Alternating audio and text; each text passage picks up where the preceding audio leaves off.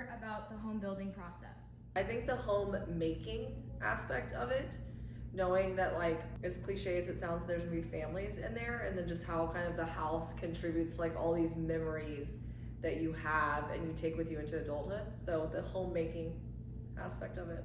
What's one trend you're loving right now? I'm really happy that like the browns and the taupes are back in. What's your favorite room in a home to design?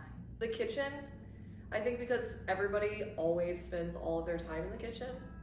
And you know, even if it's the same layout, you can make a kitchen feel totally different with materials. What's a common misconception about custom home building? I mean, there's so many. What do you mean? I would say that it's expensive and it takes longer, but I really feel like that's kind of where Harvard's niche is that we take those things out of the custom home building process. What's the most unique request you've received from a client? Nothing crazy. I mean, we've accommodated saunas, cold plunges, but that's really kind of it. Oh, a margarita machine. I did have to make an accommodation for a margarita machine, which I can get behind. What's one thing every home needs? Several trash cans. What's the one project you're most proud of? It's really hard to pick one. It's like asking who your favorite kid is. But I do have some aspects of homes that I'm very proud of. You know, seeing the design on paper and it feeling kind of flat and wondering, like, am I really onto it, and then see it come to life? So, but I can't choose just one. I'm a mom. What's the most satisfying part of your job? Turning keys over to a happy homeowner. One thing that elevates a room. Lighting. How do you decide on a color palette? However I feel that day. No, I mean, I think colors are like auras. So if somebody has like more of a calm kind of aura, then I think that that's what the color should reflect. But if they're a little crazy, then I also think the color should reflect that as well. What made you start Harvard?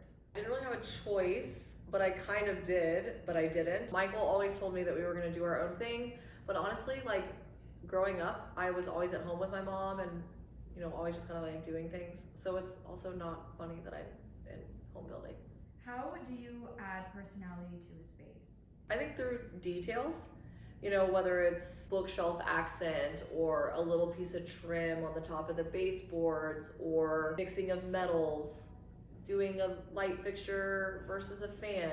I think those are some things that you can add some personality through. What's your go-to way to make a room feel cozy? Layers.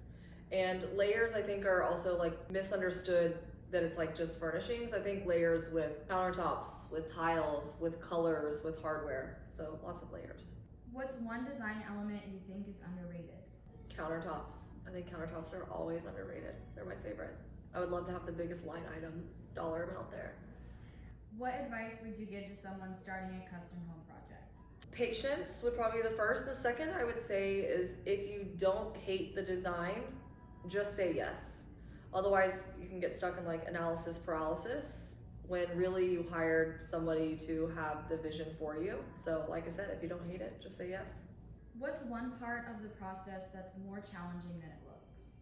You know, there are a lot of different hands that touch the project at a lot of different times, and scheduling efficiencies, I think, are one of the hardest hurdles. So you have a lot of upcoming projects, but is there one that you have your eye on? I do. I have a custom on a corner lot that I'm really excited about.